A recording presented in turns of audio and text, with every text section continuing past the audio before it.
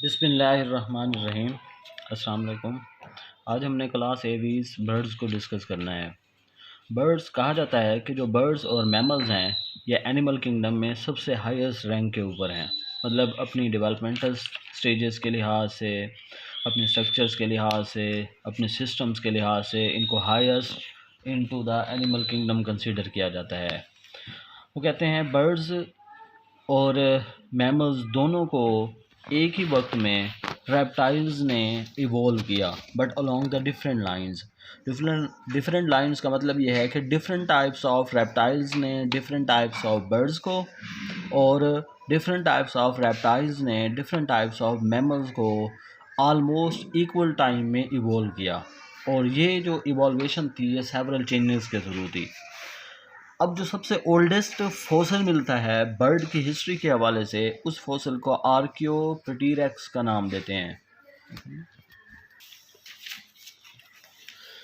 ये जो earliest known birds थे जिसको आर्कियोप्टेरिक्स का नाम देते हैं, इसका फॉसिल मिला है। यानी ये सबसे बर्ड्स में से सबसे ओल्ड फॉसिल है। ये स्पेशली रॉक्स के अंदर पाया जाता था, और एक अंदाज़े के मुताबिक ये फॉसिल जुरासिक पीरियड का टाइम का है, जिस वक्त डायनासोर्स इस दुनिया के ऊपर मौजूद होते थे। और ये जो फॉसिल मिले हैं इसका, यानी ये फॉसिल नज़र कैसे आता था, नीचे आप बुक में देखना इसकी पिक्चर भी बनी हुई है। ये साइज़ के लिहाज से कराऊ एक कौवे के साइज़ के इक्वल था। तो साइज़ के लिहाज से ये कराऊ की तरह नज़र आता था, के साइज़ का था। इसकी स्मॉल स्कल थी जो कि तकरीबन बर्ड्स के तरह की ही थी। उसके अंदर बोनी टाइप ऑफ टीथ मौजूद थे इनके जाज़ के अंदर, और जाज़ के अंदर सॉकेट्स थे। यानी सॉकेट्स वो प्लेस होती हैं जहाँ पर हमारे टीथ प्लेस्ड होते हैं। तो वो जो ओल्ड फॉसिल मिला था आर्कियोप्टेरिक्स का, उसके अंदर भी सॉकेट मौजूद थे जाज़ के अंदर, और उनके अंदर टीथ थे। लेकिन आजकल के जो मॉडर्न बर्ड्स हैं उनके अंदर टीथ मौजूद नहीं होते।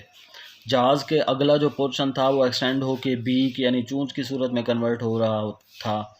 इसके अलावा टेल भी मौजूद थी, और विंग्स के साथ जो है ना क्लास भी मौजूद थे। एक जो चीज़ थी वो कहते हैं एक्सेप्शन ऑफ फीदर, यानी फीदर के अलावा आलमोस्ट ये तकरीबन डायनासोर के जैसे ही नज़र आते थे।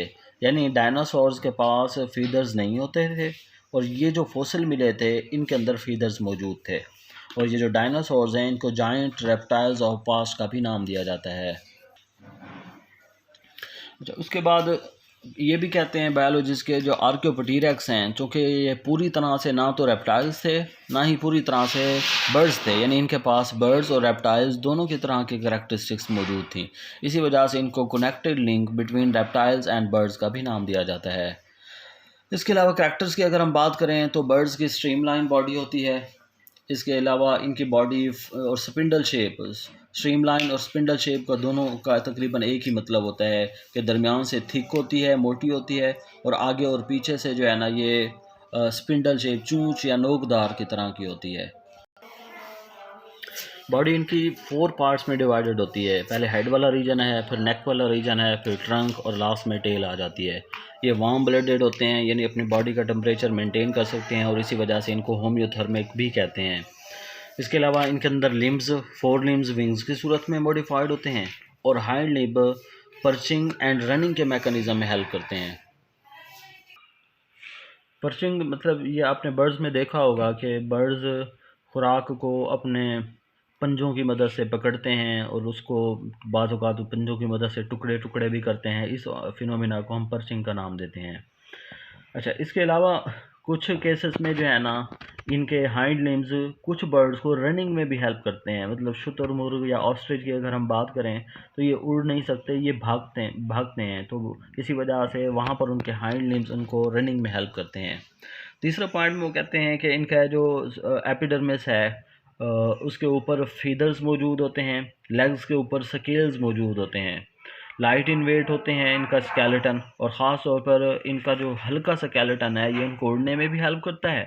और ये लाइटनेस इन वेट ये air spaces between the bones की वजह से होती है। यानी इनकी बोन्स खोखली किस्म की बोन्स होती हैं, उसमें सुराख मौजूद होते हैं जो कि इनको लाइट इन वेट बना देते हैं।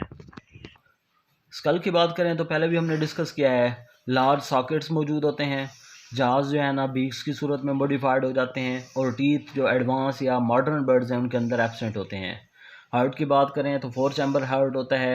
इनके अंदर जो राइट एओर्टा होता है वो पहले राइट साइड की तरफ मुड़ता है और इसके अलावा फिर नीचे की तरफ जाके आगे छोटी छोटी ब्रांचेस में डिवाइड होके ब्लड को पूरी बॉडी में डिस्ट्रीब्यूट करता है। लंग्स की बात करें तो लंग्स के केस में देखा गया है एक्सटेंशंस मौजूद होती हैं लंग्स के साथ, और इन एक्सटेंशंस को हम एयर सैक्स का नाम देते हैं, जो कि आगे फिर बोन्स के साथ कनेक्टेड होती हैं। मसलन अगर आप इस पिक्चर को देखें, अगर क्लियर नज़र आ रही हो तो चैप्टर 13 में आपने इसको देख लेना है। ये लंग्स हैं बीच में सेंटर में रेड कलर के, और इनके साथ आपको सैक लाइक स्ट्रक्चर नज़र आ रही हैं, इनको हम एयर सैक्स का नाम देते हैं।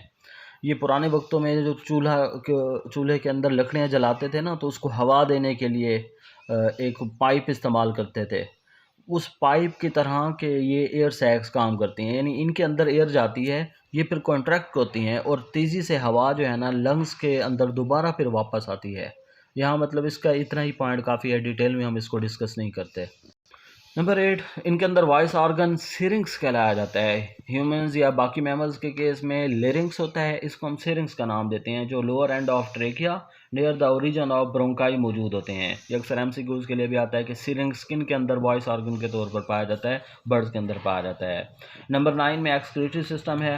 वो कहते हैं एक्सक्रीटरी सिस्टम में ब्लेडर यानी यूरिनरी ब्लेडर इनके पास एब्सेंट होता है, और इनका जो यूरिन होता है वो सेमी सॉलिड फॉर्म में रिलीज़ होता है। ये एमसीक्यूज के लिए आता है कि कौन से एनिमल्स हैं जिनका यूरिन सेमी सॉलिड फॉर्म में होता है।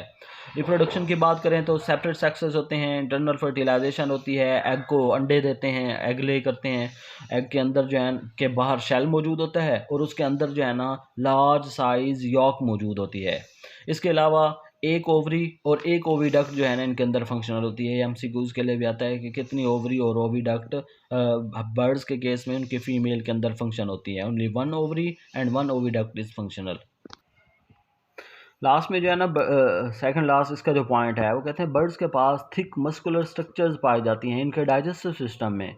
ये मस्कुलर स्ट्रक्चर गिजर्ड कहलाई जाती है। ये गिजर्ड क्या करती है, क्रशिंग ऑफ फूड का काम करती है, यानी चूँकि इनके पास दांत नहीं होते खुराक को छोटे छोटे टुकड़ों में तब्दील करने के लिए, इसी वजह से इनके डाइजेस्टिव सिस्टम का एक हिस्सा होता है गिजर्ड, जो कि ग्राइंड करना और खुराक को छोटे छोटे पार्टिकल्स में तोड़ने का काम करती है। लास्ट जो इसका पॉइंट है वो कहते हैं कुछ बर्ड्स वक्त गुजरने के साथ साथ अब पावर ऑफ फ्लाइट को लॉस कर चुके हैं किसी चेंजिंग की वजह से, यानी ये ऐसे बर्ड्स हैं बाकी सारे करैक्टर्स के लिहाज से ये बर्ड्स की कैटेगरी में आएंगे, सिर्फ उड़ नहीं सकते। इनको हम रनिंग बर्ड्स का भी नाम देते हैं, और इसमें ऑस्ट्रिच और कीवी ये 2 एनिमल शामिल हैं।